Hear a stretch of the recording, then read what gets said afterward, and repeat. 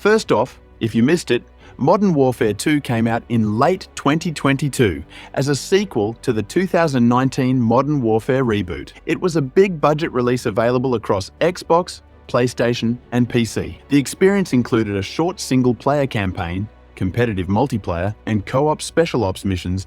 The game delivered the signature Call of Duty gunplay with upgraded visuals and more realistic animations. In 2025, we already have Modern Warfare 3 and ongoing Warzone content dominating attention, but the addition of Modern Warfare 2 to Xbox Game Pass this year has given the title new life. So, how does it hold up in 2025? Surprisingly well, especially in terms of gameplay mechanics. Modern Warfare 2 still offers some of the most responsive, smooth, and satisfying shooting in the FPS genre. The gunplay is tight, weapons feel weighty, and each shot delivers a punchy impact. Whether you're in a small 6v6 match or a massive 20v20 ground war scenario, the moment-to-moment combat is immersive. The audio-visual presentation also holds up nicely. Explosions are loud and crisp, the lighting and texture work still look sharp on Xbox Series, and animations during reloads or weapon swaps feel incredibly lifelike. The game also benefits from fast load times on modern hardware, making it easy to jump into the action.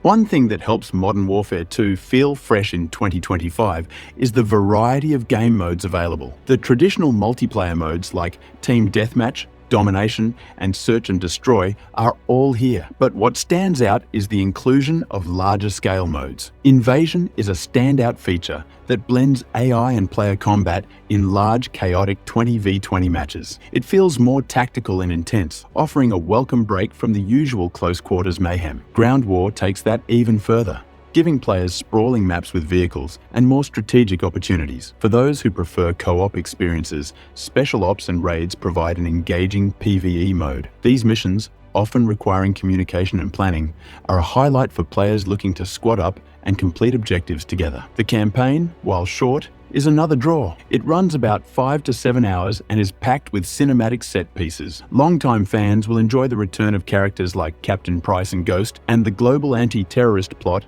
adds enough variety to keep things exciting. Some missions are especially memorable for their stealth elements, vehicle chases, or high-intensity shootouts. It's not a deep narrative experience, and you won't find much replay value here, but as a Game Pass title, it's worth playing through for the spectacle alone, and for many subscribers, that alone can make it worthwhile. Another reason people still enjoy Modern Warfare 2 is the deep customization system. The Gunsmith feature gives you detailed control over how your weapons behave and look. With dozens of attachments and skins, players can fine-tune their loadouts for different playstyles. The progression system ties into Warzone as well, so you can unlock and level up guns here and bring them into Battle Royale. Game Pass users also get access to cosmetic bundles as a bonus, which includes items usable in Modern Warfare 2, Warzone, and the broader COD ecosystem. And since you're not paying full price for the game, unlocking cosmetics and weapons through regular gameplay feels more rewarding than grinding in a $70 title.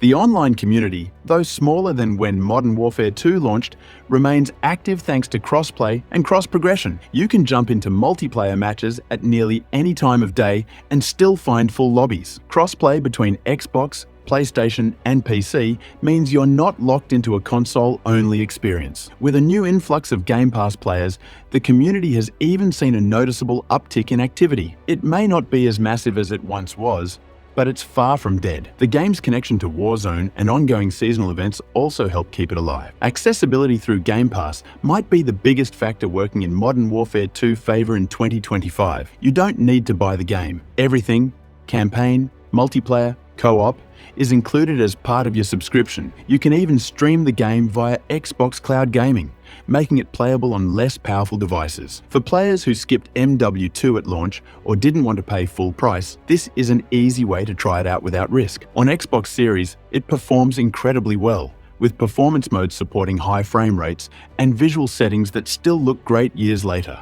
That said, the game isn't perfect. The campaign, while polished, is very short and feels like it ends just when it starts to get interesting. The story doesn't explore its characters deeply. For players who only care about single-player content, Modern Warfare 2 might feel like a letdown. The missions are cinematic but linear, and once you're done, there's not much reason to return.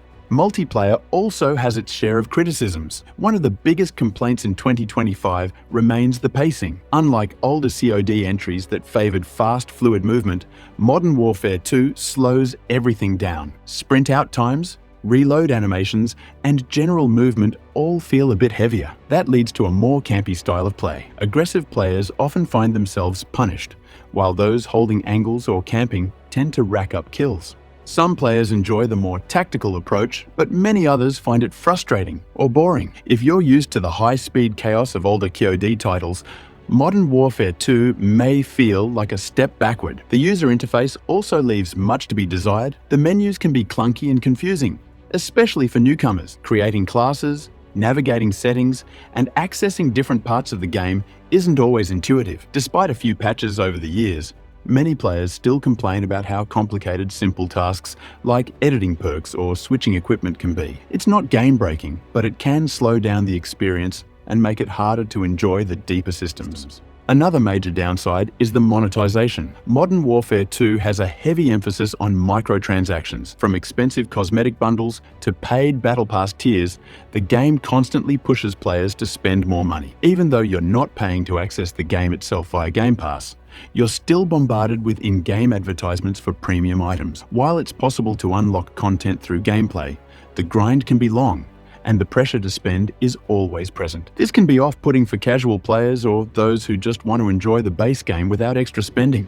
Lastly, content updates have slowed significantly. The focus has clearly shifted to newer games in the franchise. Modern Warfare 2 isn't getting fresh maps, seasonal events, or new weapons like it used to. It's essentially frozen in time, with the last major update being months ago. That doesn't mean the content is bad, just that it won't grow any further. If you're looking for a live service experience that evolves, Modern Warfare 2 might feel a bit stale. So, is Call of Duty Modern Warfare 2 still worth playing on Xbox Game Pass in 2025? If you want polished, cinematic shooting action, a solid, if short, campaign, and deep multiplayer mechanics with a variety of modes, it's an easy yes, especially since there's no upfront cost. But if you're looking for fresh content, fast-paced multiplayer, or deep single-player storytelling, you might find it lacking.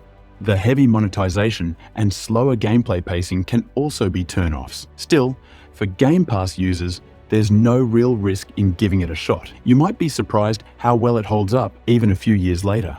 Thanks for watching, and don't forget to like and subscribe if you found this review helpful.